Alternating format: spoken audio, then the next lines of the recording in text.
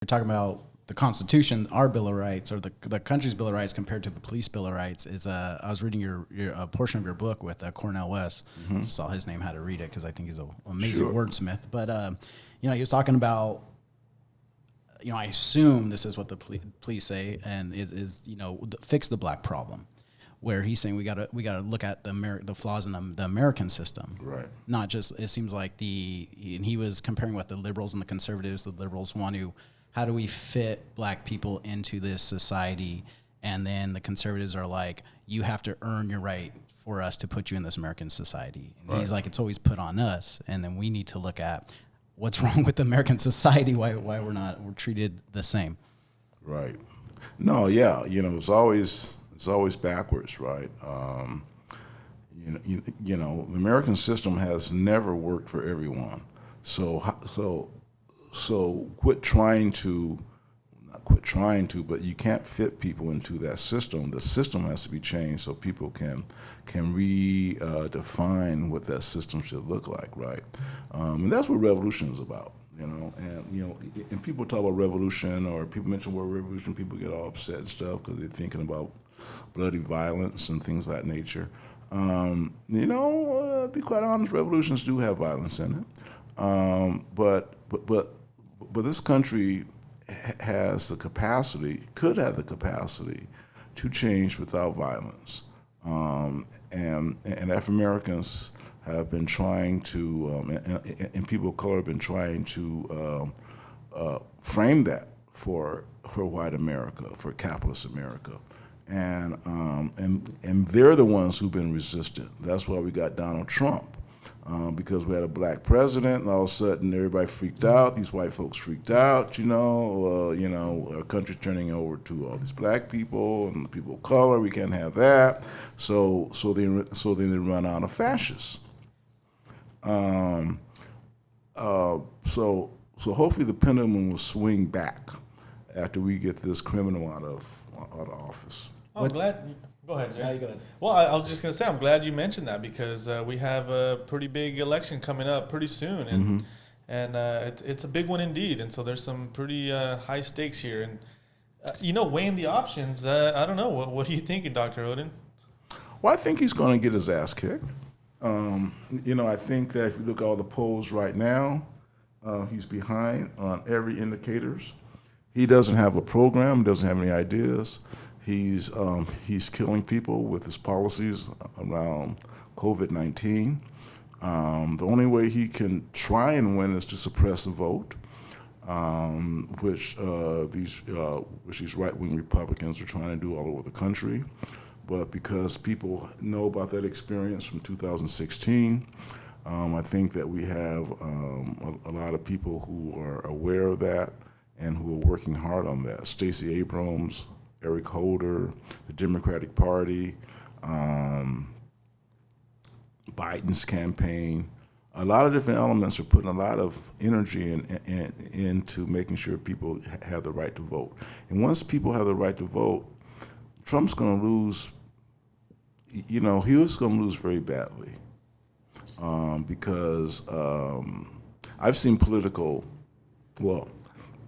I have followed politics since 1956, and I have never seen such a disastrous presidency with this guy. In terms of his campaign or in terms of his message, he has no message for the people of this country. Only message he has for the people of this country is that save me, save my butt, and that's not going to work for 2/3 of the people in this country. He'll get 1/3, but 2/3 of the people are going to reject him. So what I'm hoping is that we get the Republicans out of the Senate, that we get control of the Senate, state control of the House of Representatives. Joe Biden gets in, and there's some things can happen. But I think we have to be aware of Trump's treachery. The thing I fear is these right-wing fascist militia who are armed to the teeth. At some point in time, they're going to have to be dealt with in terms of their illegality, them using the Second Amendment as a way to try and intimidate and threaten people. So that's who I worry about more so than Trump at this point. Maybe if I could wrap two questions in one here, but one, your thoughts on Joe Biden.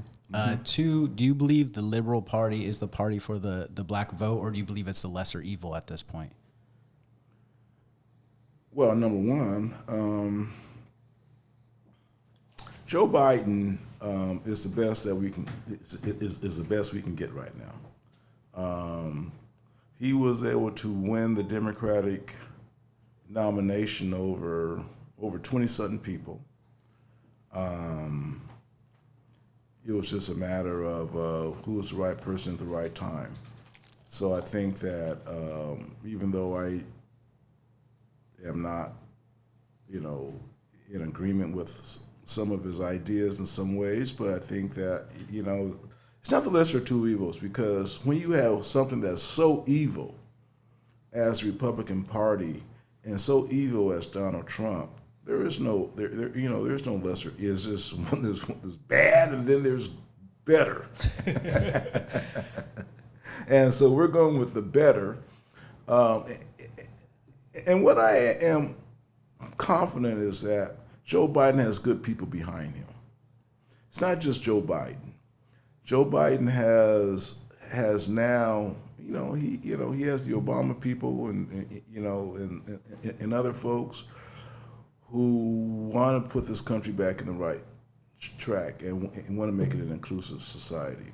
So as long as we have the ability to beat Trump, which I think we do, and then drive these Republicans into oblivion like they are here in California, to where they have to, if there's going to be a two-party system in this country, well, they're going to have to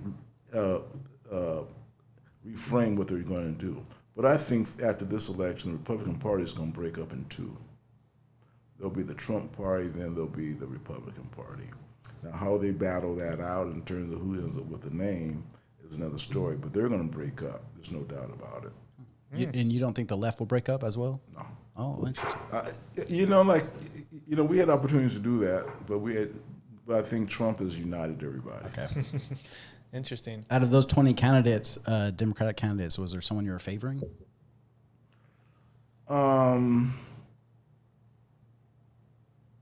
liked Elizabeth Warren. She has a lot of energy. She has great ideas. She seems very genuine.